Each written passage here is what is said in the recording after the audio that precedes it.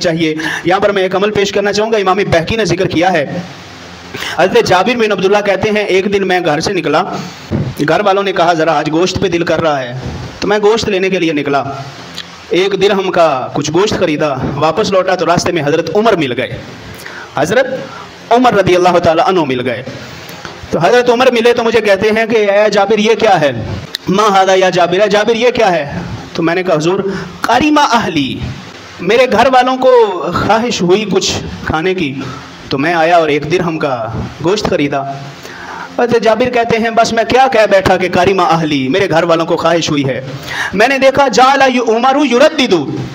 قریمہ اہلی قریمہ اہلی قریمہ اہلی، حضرت عمر کو میں نے دیکھا بار بار وہ یہ کہتے جا رہے ہیں قریمہ اہلی قریمہ اہلی، میرے گھر والوں کا دل کر پڑا تھا اس لیے میں نے گوشت خریدا ہے، میرے گھر والوں کا دل کر، یعنی یہ بھی کوئی بات ہے، گھر والوں کا دل کر پڑا ہے تو میں نے گوشت خرید لیا ہے، قریمہ اہلی قریمہ اہلی۔ حضرت جابر کہتے ہیں اتنی بار حضرت عمر نے یہ جملہ بولا، اتنی بار بولا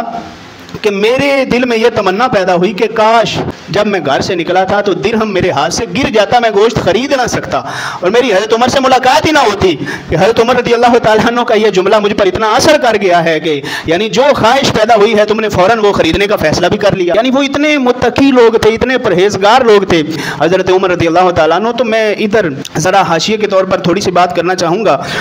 کہ اس میں سبق تو سب کے لیے ہے، ایک خاص طور پر وہ لوگ جن کی نسبت ہے ان ہستیوں سے، مثال کے طور پر جو خاندان ہے، خاندان فاروقی، مثال کے طور پر خاندان فاروقی جو آگے حضرت سیدنا بابا فرید الدین مسعود گنج شکر رحمۃ اللہ علیہ ان کی اولاد سے ہیں، ان کو خاص اس پر توجہ کرنی چاہیے کہ حضرت عمر تو ایک حلال چیز پر یہ کہہ رہے ہیں، اتنا تعجب کا اظہار کر رہے ہیں، تو آگے چل کے اگر اولاد ہی حرام کاموں میں پڑ جائے اور ڈٹ کے کرتی چلی جائے تو حضرت عمر کتنے ناراض ہوں گے۔ یعنی نسبت صرف کہ ہم ان کی اولاد سے ہیں، نسبت بڑی پیاری ہے، قیامت والے دن پکڑ بھی اتنی ہی سخت ہوگی۔ یعنی آج کل حالات ایسے ہیں کہ عام لوگوں کی شادی بیاہ میں اور خاندان فاروقی وغیرہ وغیرہ جو ان کی شادی بیاہ کا ہی کوئی فرق نہیں رہ گیا، ڈھول باجے گانے ڈانس یہ وہ سب کچھ ہو رہا ہے۔ یعنی حضرت عمر کی شان تو یہ ہے کہ آپ جب گئے تھے تو وہ چھوٹی بچیاں بجا رہی تھی نا، وہ پرات بجا رہی تھی، تو حضرت عمر گئے تو انہوں نے چھپا لی، سرکار نے فرمایا عمر کیا تیری شان ہے،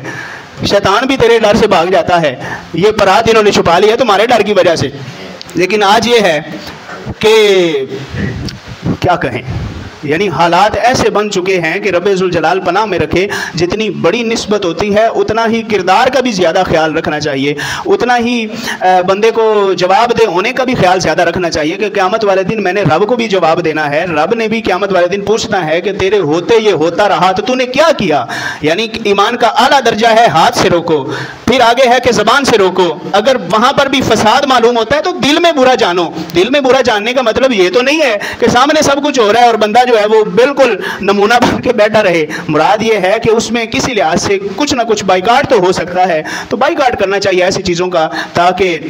قیامت والے دن ہم کم از کم ایمان کے کسی درجے والے لوگوں میں تو آ سکیں۔ رب ذوالجلال ہم سب کو شریعت کے مطابق زندگی بسر کرنے کی توفیق عطا فرمائے اور ہمت عطا فرمائے۔ وآخر دعوانا الحمدللہ رب العالمین۔